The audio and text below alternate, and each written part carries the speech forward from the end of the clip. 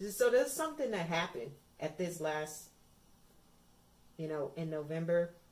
Like I said, I was tasked to lead the music, and I was given the songs that were in their language by the missionary that was there. Because I just know way I can pick the songs. I don't even know what they're singing. Like, so she gave me a list, and that's what we did. Okay, I'll just go ahead and say it. So they were all kind of slow, and they realized that at the last minute. And then they said, how about doing this, adding this one fast song here at the last minute?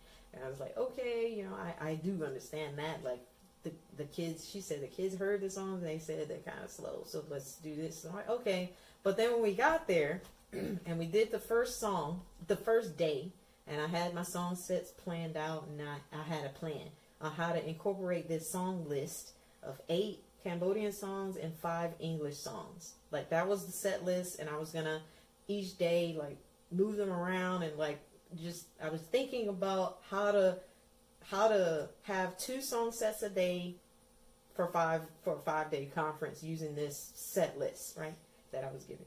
Well, I chose the English ones.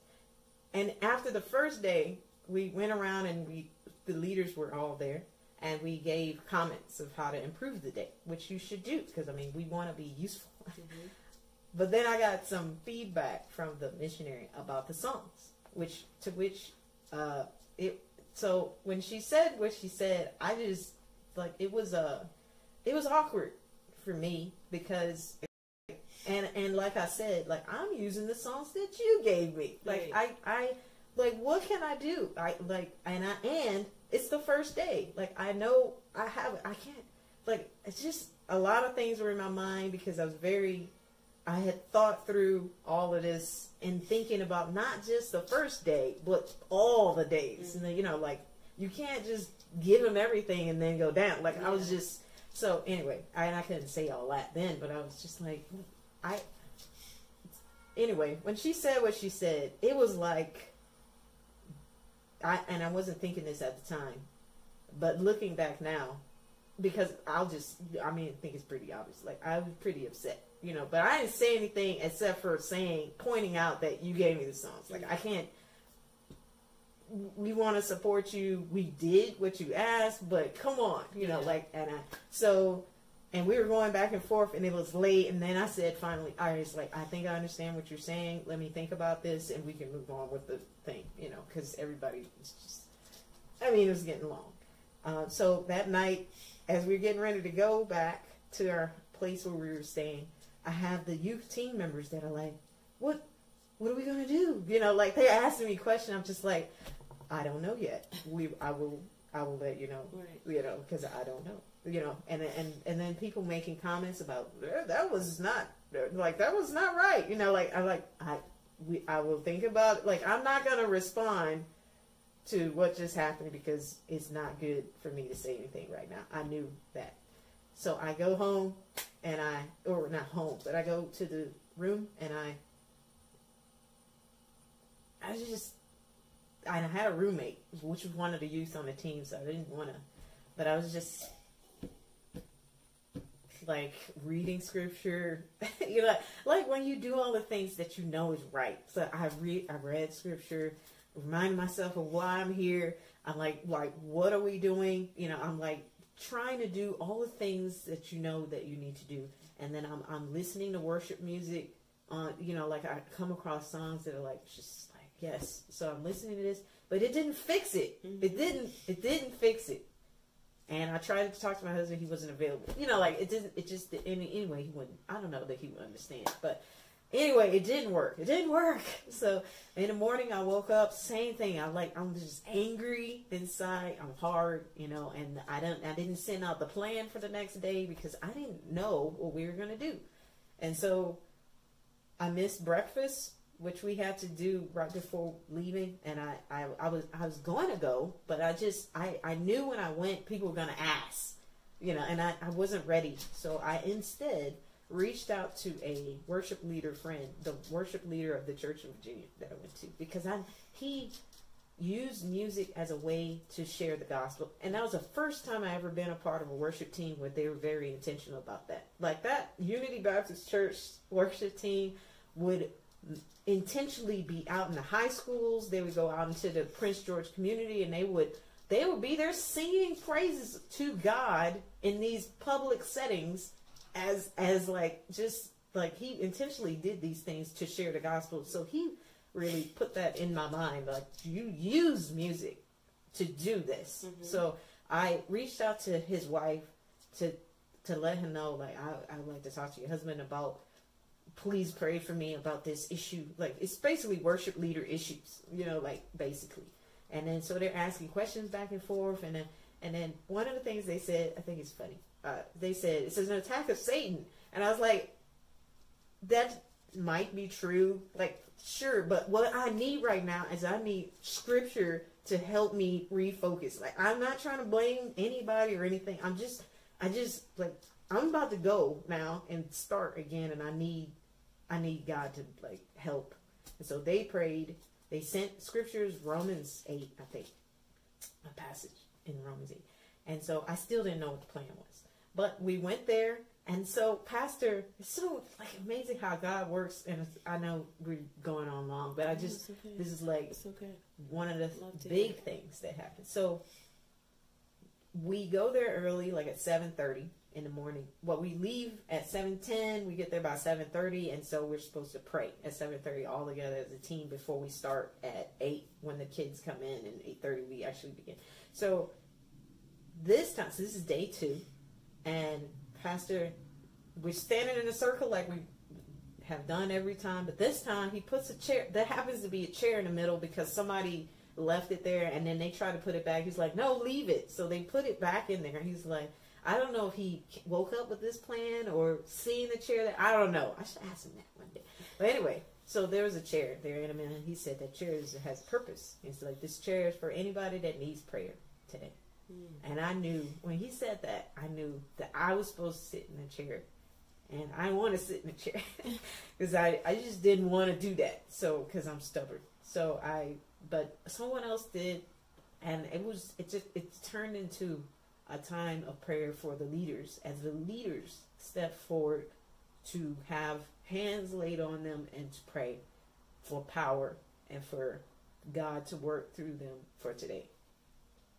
So I did not sit in the chair, but as I was praying for other people, fervently praying for other people to do what they've been called to do, and seeing how they were going to God, and I felt better in praying and focusing on other people and like the work of what we're here to do. And I know this already, but just in praying, it helped that.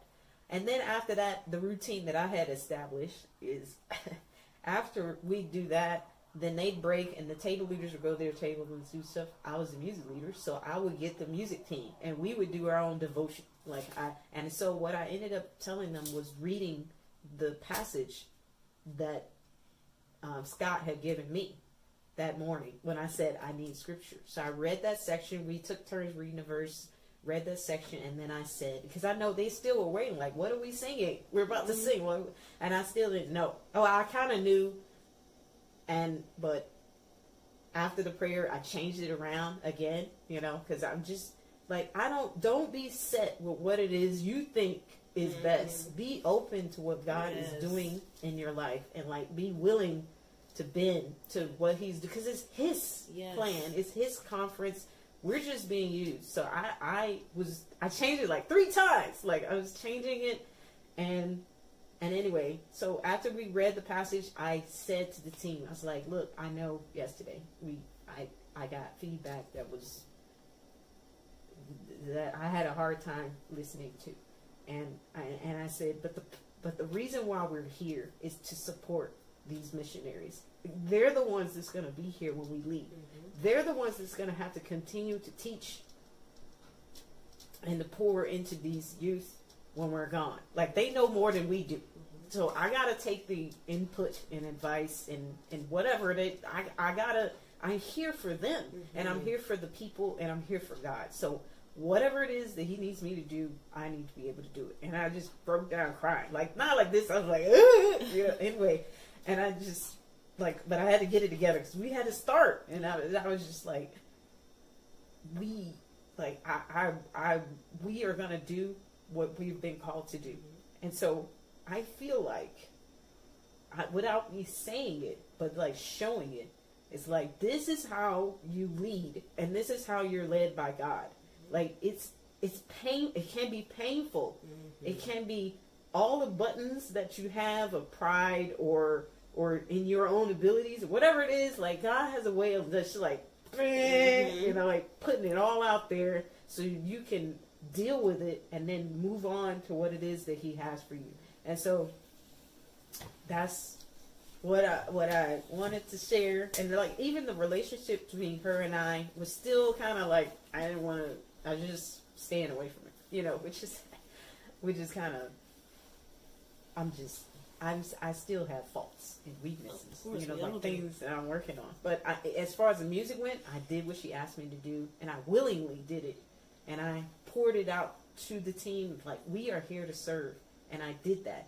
But as far as her and I relationship, that took a little longer to heal for me, because like I said, I'm stubborn.